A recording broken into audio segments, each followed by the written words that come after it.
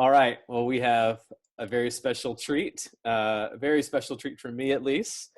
We have live from Miami, Florida, Miss Jeanette Thompson, world-class sopranist, founding member of Resurrection Presbyterian Church, and my Yay! friend. I don't know which of those things is most important that I rattled off, but welcome, Jeanette. It is so good to see you. Yeah, you too, Matt. So good to see you. We miss you dearly here in Madison. But thankfully, you're going to share with us a story of resurrection. And I'm calling this a story of vocational resurrection. And so I know there are other parts of that story that God has done some really great things. But let's trace the story along those lines of your vocation. So you were here in Madison for 2 years. Tell everybody what you did here in Madison, and then how you reflect on that experience. How do you describe it? Yes. But what's even more interesting is how I got there. So, I have been in New York working at City University of New York as an adjunct for 2 years, having recently returned from an 8-year stint as a full professor at a university in Turkey. So I was searching for a full-time job. And then at the University of Madison, University of Wisconsin, that job came along, but so did Bethune-Cookman College job come along.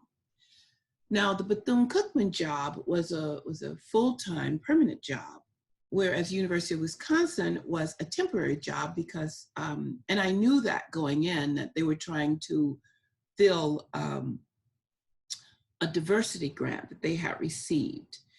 Now, when I heard that, I had no idea how desperately they needed to fulfill that grant until I got there. I thought it was just a clever way of them to funnel more money into the music department. It never dawned on me how lacking of diversity existed at that school. But anyway, so Bethune-Cookman kept dragging me along and they wouldn't offer me a contract. And I really was holding out. And then University of Wisconsin, that contract came through and I had given my word. So after I had given my word, then Bethune-Cookman came through. Now, Wisconsin was a temporary job. Bethune was a permanent job. Mm. I had given my word. So wow, what was I to do? So I asked people's advice. I asked Christian, non-Christian people advice, and everyone advised me to go to Bethune-Cookman College because it was a permanent job. And I said, but I gave my word. Hmm. All I have is my word. I can't go back on my word. And at first, the one person that I respected a lot, he's my close friend who is in charge of the opera program at UCLA. And after I explained to him, he said, no, only you have to live with yourself. If you gave your word, then you have to go. And little did I know what I was walking into, but I had given my word and that's what I needed to do. So I then entered University of Wisconsin as a voice teacher, okay? But I knew it was a temporary position. But when I entered, they gave me the impression that I entered as an equal to everyone on the faculty. So I was required to attend all the faculty meetings and everything. And I thought that was true. And so I went there with enthusiasm and ready to go. And I should have known something was awry when the very first day when I met the chair of the department, and he greeted me by singing an excerpt from Porgy and Bess. That was his greeting to me, which does not sound as bad as it actually was. But in his mind, he was trying to relate to me, not as a human being, not as a world-class singer, not as an academician, but all he saw was a Black person, and he felt that that's how he needed to relate to me. But I even let that go. I let that go because I thought, you know what? I'm headed to this brand new school with great new students, and I was excited about it. And so my journey began there, and I was constantly making excuses for all the things that they would do, for all the ways that they would find to sort of belittle me and undermine me. And they had zero respect for me. Mm. Even that, I still kept on going. But the interesting thing about this journey was it was also the start of the journey with Resurrection Presbyterian. And so, and I found the church, well, there was no church, but I found Danny because he was starting an RUF in Madison. And all that I knew was that Central Pres in New York, where I was coming from, that they had close ties to RUF in New York. So I thought, oh, well, maybe this would be a way I can find a church. And so I wrote to Danny, and he said, well, let me introduce you to this man that's coming here to start a church, which was you. And that's how it all got started, really. And in the meantime, I kept checking out other churches, and none of them spoke to my soul.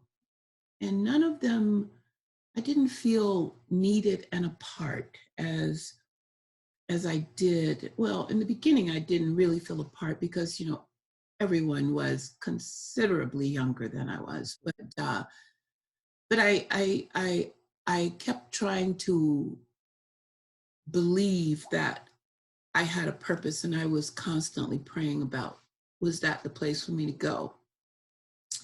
And so I'm at this school, which is a nationally known great school, but they're treating me, you know, like I was, you know, part of the trash to be thrown out. Not the students now. Okay, so at this school, I had students who would refuse to even study with me because I was Black. That I can excuse because these were people who came from areas where they didn't know Black people, and nor did they understand. What I can't excuse is the faculty supporting them rather than supporting me. And so that was the hard part. And I tell you, I grew up as a little girl in Central Florida, where we had separate drinking fountains, and we were tossed aside a lot. And I lived in Germany, where I would be shouted at and spit at and things like that. But I had never known racism like I knew it there. Never known it.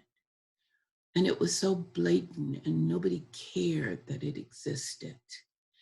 And then I found myself one night that I remember the most.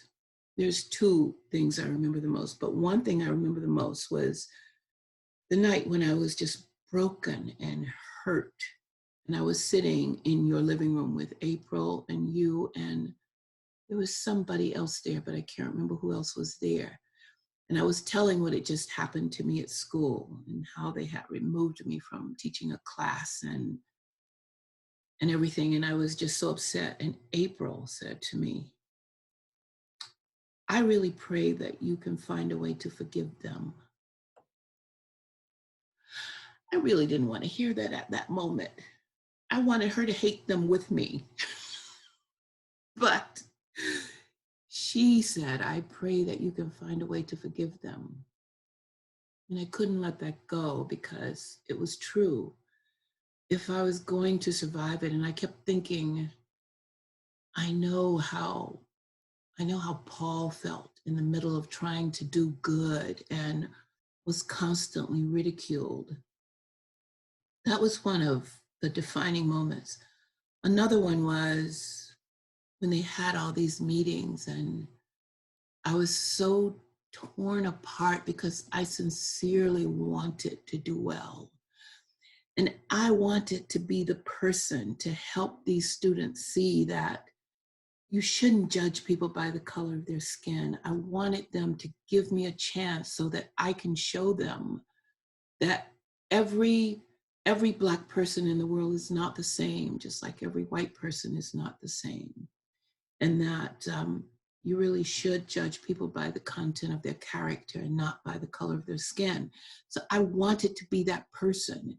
And I felt like a personal failure that I couldn't be that person. And I just remember that one of the ways that I got strength was through our little church. We were small in number, but the people cared so about each other. You know, we cared about each other. And I remember you calling me and saying, "Can I go to that meeting with you?" I remember saying, "More than anything in the world, I wish you could come to this meeting with me, but I know they would never allow it," because I was all alone. It was me against them. And I was all alone, but I couldn't. I had to face it by myself. But you were right there. You were also right there when I felt I needed to quit because everybody was so young, and I needed to find a church where there were at least older people. Out of the blue, you say, "Can I have lunch?" And I went, "What? What is happening?" I said, "Okay, come by and have lunch." So you came by my studio, we had lunch. And honestly, I'm sure you were feeling what I was, you were feeling what I was feeling. No, you were sensing what I was feeling. And that talk that we had, I went, "Okay, then that's it. I commit to you. I will be there. Once I know that I have a place, then." And also it was God's calling. Like being at that school was God's doing. It was not mine. Mm-hmm. And finding our little church, that was God's doing. It wasn't mine. It was like a needle in a haystack to even find you. And yet we found each other, and there it was. And then to save me as often as you did while I was in the throes of just oppression. I don't have another word for it. It was so oppressive there. Mm. The way no one would listen to me. No one respected me. I was a figurehead there, and I'm not good at being a figurehead. I'm not. You know, I have to do my job, and I have to be the person that can impart what I need to impart among my students. Mm-hmm. And they were not like that. I don't even know if I answered your question. Did I answer your question? You did. And I so appreciate you sharing your story, because we talk about this a lot, that I think this is sort of Madison's dirty little secret, Yeah. And for you to share your experience just brings that into the light, and that's really important. But I do want to hear, like, fast forward to today. You're on staff. You're on faculty at the University of Miami, but see, I can't even tell you that without telling you the story again. It was God. So now, in the back of my head, and during that time, during my daily study, I still do it, by the way. I was doing Nikki Gumbel's Bible in a Year, and I still do it today. And all of these topics during that time was all about having faith and trusting the right person and not blaming the people who are doing you harm, and to be able to lift up your cross and carry it. And in the midst of all of what you have to deal with, the strife or what have you. So all of this is in the back of my head. So once I actually figured out that these are not nice people and they are really being nasty to me, and then I didn't care anymore. Once I had figured that out, my focus was on my students, and I didn't even try with the rest of the faculty. So my focus was on my students. So, but this right here is what was it. So there was a singer coming, and the pianist was from the University of Miami. And so one of the power people in the voice department sent out this email to all the faculty and said, please join us for this dinner. Well, I had no interest in going to that dinner. I had no interest in socializing in any way with this faculty. And so one day I was standing in the hallway, and I was standing with this friend of mine, David Crook, who also teaches there. He teaches music history there. We were talking, and so this faculty member comes up and she says, now, Jeanette, are you going to join us for this dinner? And I said, I'll think about it. Now, anyone who knows me knows that really means no. But I said, I'll think about it. And she was so nervous to ask me to join that dinner. And she was like really nervous and shifty. And she walked away, and I turned to David and I said, you know what? This is her home. She's been at this school for over 30 years. No one should feel this uncomfortable in their own home. I said, I think I'm going to go to the dinner. And he went, what? I said, I think I have to go to that dinner. He said, you know what? I don't understand you. I said, I know. It's okay that you don't understand. I know. But what happened was, at that moment, when I saw her face to face to me, now she knew what she had done, just like everyone on that faculty knew what they had done. And she was so nervous to have to talk to me face to face. And I thought, I have to forgive her, and I have to visibly let her know that I forgive her. And the only way to do that is go to the dinner. So I went and wrote her a note and said, I'll be happy to join you at the dinner. She was over the moon. So we got to the dinner, and I sat across talking with this man from the University of Miami. And we had such a good time, except then the chair did something stupid again to me. And but this time he came over right away and he whispered. Now, he insulted me out loud, but he whispered and apologized. And I said, you know what, Jim, it doesn't matter. It's okay. It's okay. And so anyway, I left in a hurry. And I was in my car and I thought, I didn't even get his email address or anything, and I should have.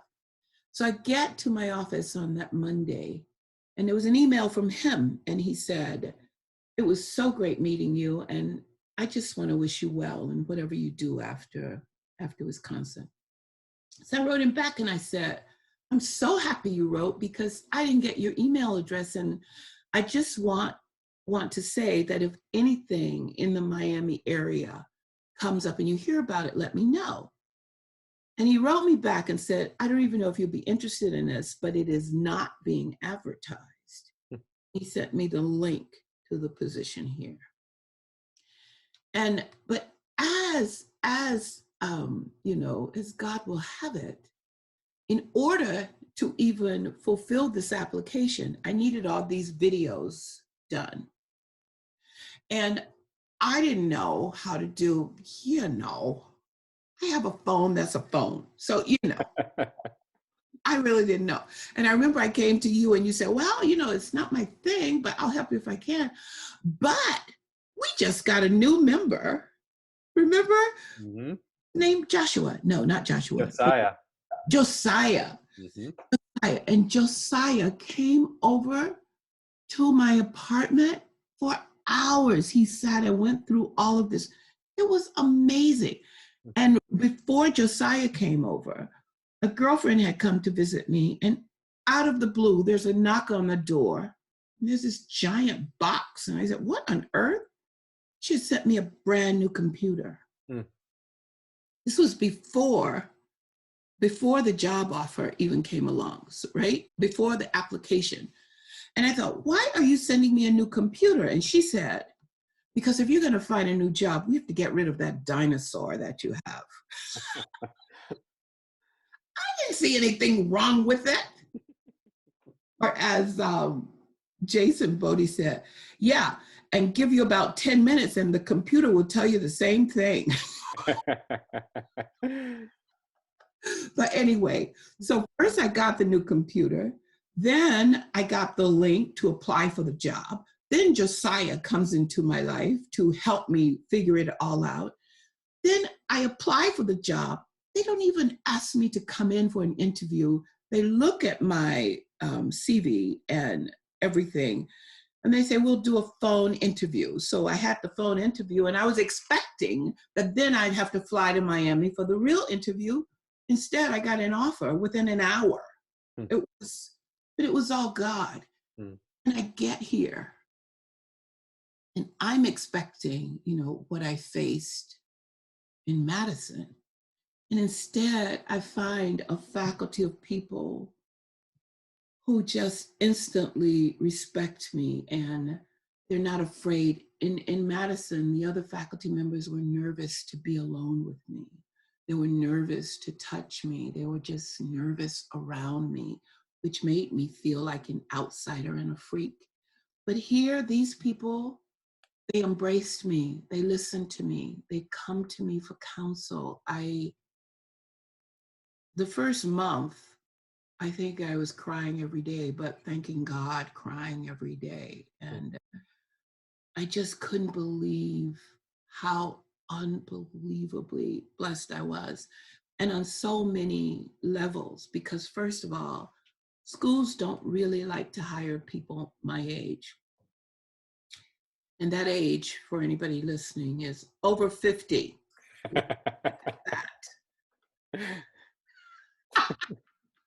Somewhere between 50 and death, but over 50. So anyway, so universities don't really like to hire people that are my age. So I was just, and I knew it had to be God. It had to be God because, and I prayed, all of you prayed. I had people praying, and I'm sure God was like, oh my goodness, let's find her a job already. But it wasn't just a job. It was the job. It was the job. And I have wonderful students. I have really good colleagues, and it's just such a pleasure to be here, really. Mm-hmm. And when I was packing up in New York, my friend in New York said, maybe, because I had come from Turkey, which was tumultuous, right? Mm-hmm. And I had a difficult time there. I went from there to working at Medgar Evers College in New York, the CUNY school. That was not easy. So I had a rough time there. Then I go to Madison, to just hell on earth. And so my friend said, maybe this will be like Paul was in Rome, where Paul had this respite, and he could rest. And I went, oh, maybe, wait a minute. Paul died in Rome. She said, just ignore that part. Not that part. That was pretty funny. But no, and so I'm really very happy and very grateful. And this was a prayer that I had been praying, you understand, for about 6 years before it was answered. Because I started praying for the right place while I was in Turkey, but it didn't come. And then I got to New York, and I was in constant pain with the arthritis that I suffer. And I had to take a bus to a train, then walk quarter of a mile, and in the snow and the cold, and I was in constant pain all the time, but I did it. I did it. I had 7 a.m. classes and in the dead of winter, but I did it. And so I thought going to Wisconsin, but no, that wasn't it. That was another kind of hell. And you know you're in big trouble when your doctor says, you have got to get out of here. This place is killing you. Wow. My doctor said that to me. So I only found, the spot when I got here, and I just pray that it continues to be all that that I have prayed for. Yeah. Jeanette, that is such a wonderful story. It's really beautiful, and it is what a lot of us prayed for a year. Yeah. Watching you go was so bittersweet because I did not want you to leave, but I knew this was such a good, it was going to be a good place for you. Yeah. What would you say, just in closing, what would you say to anyone who's just struggling vocationally or with, some of the injustice and the racism that's in the world? What, from your experience, what would you say? What would I say? I would say to try to understand the person who is causing the pain. And I say that because if you can try to understand the person causing the pain, it will lessen the pain that you're feeling. And that is not ever easy to do when you are the person, you are the object of the dissension, But I would also say that you have to hold very strongly and believe that God's guidance is perfect. Because, from the story, you can tell that, first of all, I had to be in Madison in order to be in Miami. I had to be there, or I never would have gotten this job. So I had to go through that. And I believe that I must have helped someone some way along the way. And I did put my focus on the students who did want to learn from me and want to study from me, whom I still hear from today, by the way. I still hear from these students. And before I left, I have a collection of letters from these students that if ever I am sad, I pull out, and read because they're so great. And one of my students gave me a book of Wisconsin and a book of Emily Dickinson. And she started by saying that she did not want me to leave thinking that all of Wisconsin was terrible, because it isn't. And she said, I know that many people have been terrible to you, but you have to know how much you've changed my life. And so I have to believe that, God had a purpose for my being there. I know there was one student that I could look in her eyes and I knew she was terribly prejudiced. And I said to her, give me a semester. If you don't improve, I'll help you go. I'll help you go. And I'll send you away with blessing. But if you do, then maybe you'll give it a try. And she said, okay. And she improved so much that her parents came to thank me. And she has sent me gifts, even though I wasn't even there anymore. She sends me gifts here in Miami. So, I think that every experience that we have, we learn from it. And from learning from it, we end up helping other people. So I would say, love what you do. If you love what you do, and if you love the Lord, you cannot fail. You cannot, because then even when it seems like something is impossible for you to do, you'll still try to do it because you feel like God is leading you to do it. Like starting a church in the middle of Madison, you know. Like that. That's right. But, you know, and now I'm here and I have a church community that is wonderful and a school that I love and an apartment that I love. And, you know, so I'm very grateful. That's awesome. All right, I got to ask you one more thing before we go. Yes. Because I still have people come to me and say, I just loved how Miss Jeanette sang. We still have people every Holy Week, Good Friday, the whole bit. Even though we had so much turnover in our church in this transitory town that we're in, there are still people that so remember your singing. So would you sing a little snippet of something before we go? I will. I would love to. Let me see. Let me just find a note here. Mm-hmm. Okay, I'm going to sing a little bit of, well, more than a little bit of Were You There? Okay. Were you there when they crucified my Lord? Were you there when they crucified my Lord?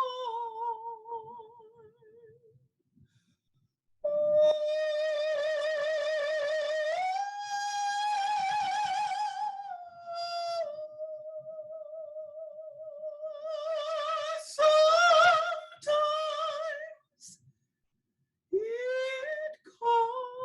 it causes me to tremble.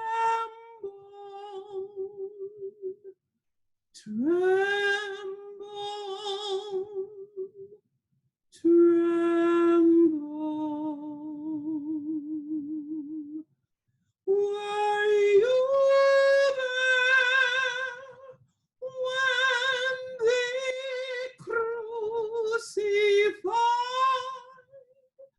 my Lord?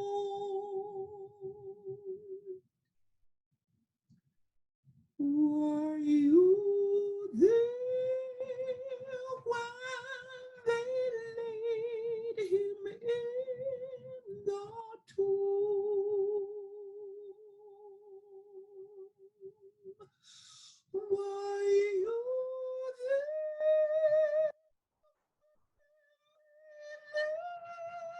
Laid him in the tomb.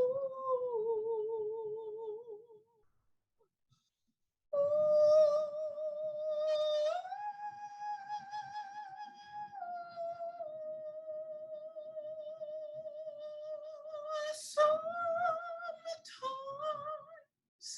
it causes me to tremble, tremble, tremble. Were you there when they laid him in the tomb?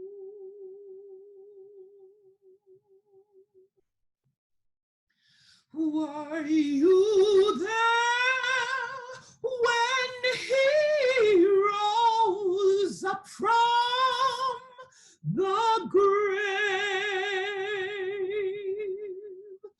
Were you there when he rose up from the grave?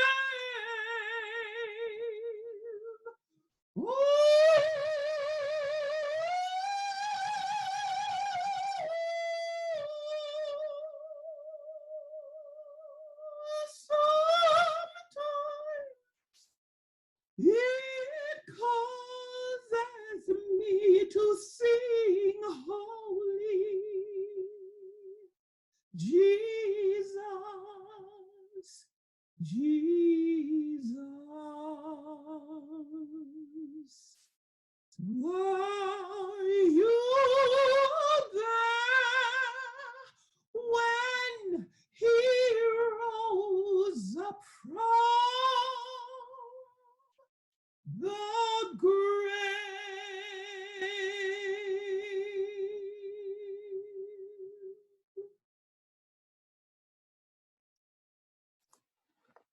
Bravo.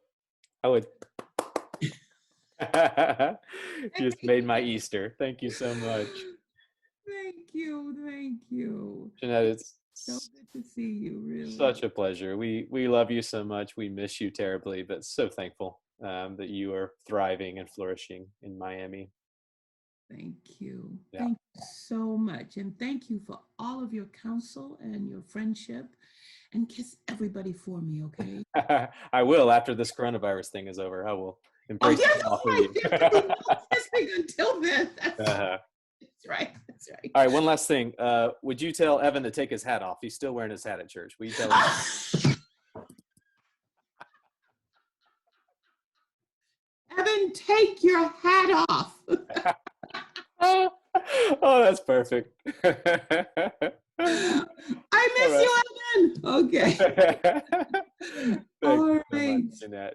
Okay. It's All right, my be well. pleasure. Take care. Anytime. Okay. Bye-bye.